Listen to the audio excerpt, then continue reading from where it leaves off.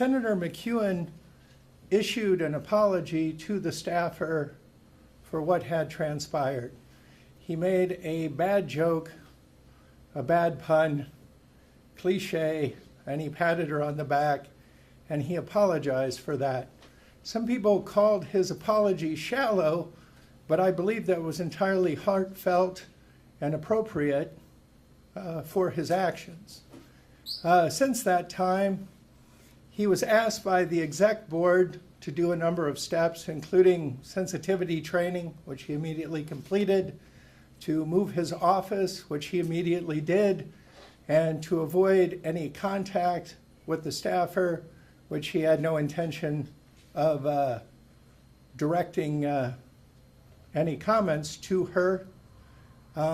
We wish her nothing but the best, and we wish her nothing but peace. And again, this isn't the appropriate forum necessarily to weigh what happens, only to get out the message which has been, I think, misrepresented or lost in the media, which is that there was never a groping incident. Our understanding is, but even by her own testimony, she referred to it as a pat.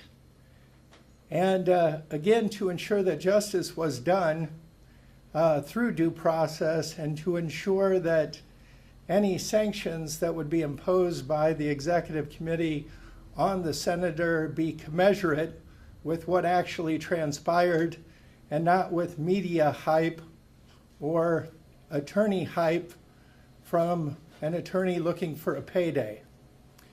The Lancaster County Attorney's Office, who reviewed the evidence and the witnesses and the law, never charged Senator McKeon with a grope with public indecency, as has been alleged.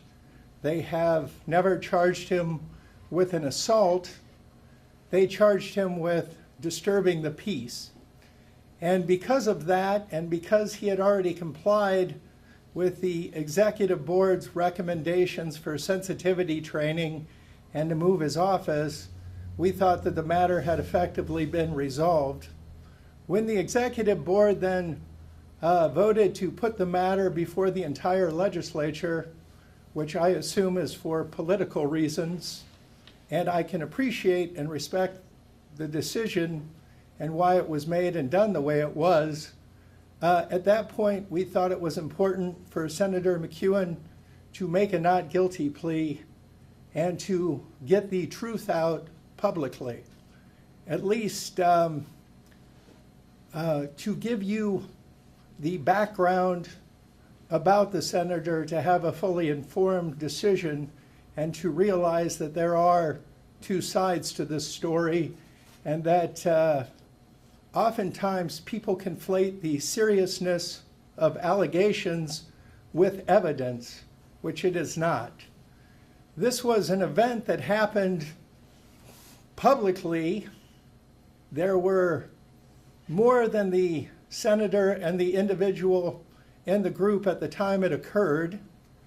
It was a conversation that was multi-sided. The senator was asked what his plans were for the summer, and he responded that he was hoping to get to Rome with his wife. In response, the staffer volunteered, apparently, that she was going to Vegas, and Senator McKeon, knowing one bad pun and thinking that Hawaii would be a much favorable location for somebody if they were celebrating their anniversary or a romantic getaway, made a bad joke about how he hoped that she and her husband could enjoy a Hawaiian lei or enjoy a lei in Hawaii. When you know the senator, you know that he's a comedian. He does it not to offend people, but rather to help them feel at ease and help them feel appreciated.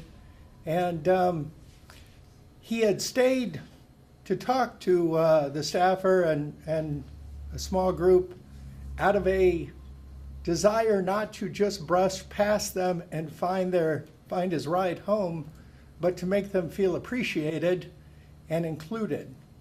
That having been said, his total involvement with the individual is maybe a handful of times, maybe as much as a half a dozen.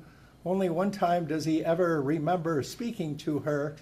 And the idea that she was an object of desire for him, or that this was sexually charged, or that he had any romantic interest towards her is complete fancy.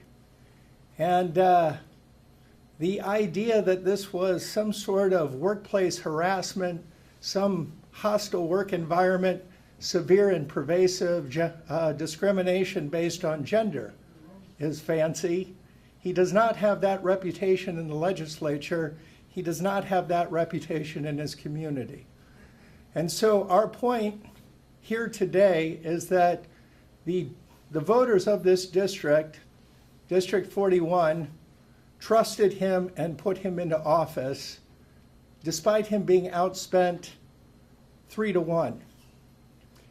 And he is here to serve his constituents, and we believe, based on the facts, that it would be a miscarriage of justice for the state legislature to negate the will of the voters of District 41, to remove him out of an abundance of political correctness and peer pressure and fear of frivolous lawsuits from an attorney who made a career out of them. So we would ask that you put the truth out today, and that our friends and neighbors here in District 41 and across the state stand with Dan and stand up against false narratives and rushes to judgment, and let due process work, and let the facts come out that there are two sides of this story, and that the people who know and love Dan and trusted to put him in the Capitol still believe in it.